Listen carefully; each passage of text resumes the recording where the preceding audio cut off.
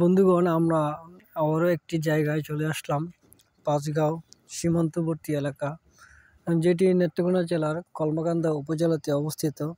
কলমাকান্দা উপজেলা থেকে প্রায় 10 কিলো একটু ভিতরে। তো সবুজ ধান ক্ষেতের আইল দিয়ে আমরা সেই কাঙ্ক্ষিত জায়গায় পৌঁছাবার চেষ্টা করছি।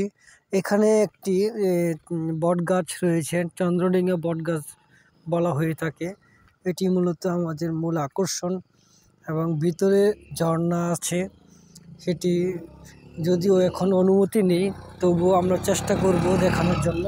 তো পাশেই থাকুন আর দেখতে থাকুন এই বর্ডারের সৌন্দর্যের মোহমায়া, এবং অবশ্যই নতুন হলে সাবস্ক্রাইব করে পাশে থাকবেন, বেল আইকনে ক্লিক করে থাকবেন, যেন পরবর্তী ভিডিও দেওয়ার সাথে সাথে আপনি আমাদের এই ব্লগ ভিডিওটি দেখতে পারেন।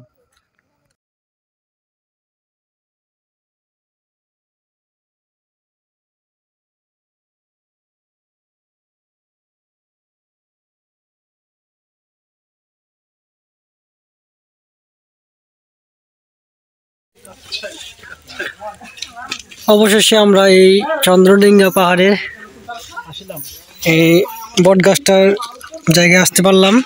এটা সবচেয়ে মূল আকর্ষণ ছিল। এখানে একটি ঘর ছিল, যে ঘরটি কিছুদিন হলো ভেঙে ফেলা হয়েছে। যে মূল কারণটি আমার জানা নেই। তো বড় ভাইয়ের সাথে কথা বলি। কেমন লাগছে ভাই? ভাই সে অদ্ভুত অনুভূতি। কেমন? স্বাভাবিকভাবে চলে আসতাম, জি, রাস্তায় এখন আটকে দেয়, অনেক কষ্ট করে সব জিনিসটা দেখতে আসছি। তো যে কারণগুলা বিজিবি আমাদেরকে বললো, সেই কারণগুলো আপনার কাছে কেমন মনে হলো? মানে যুক্তি আছে কিনা?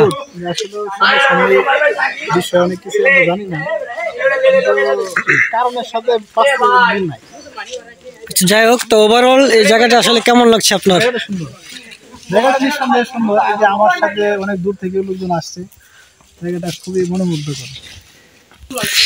প্রিয় দর্শক, আসলে এই জায়গাটি যতটা সুন্দর, ভিতরে আরো অনেক সৌন্দর্য জায়গা রয়েছে, যেখানে আমরা আসলে রেস্ট্রিকশনের কারণে আমরা যেতে পারছি না।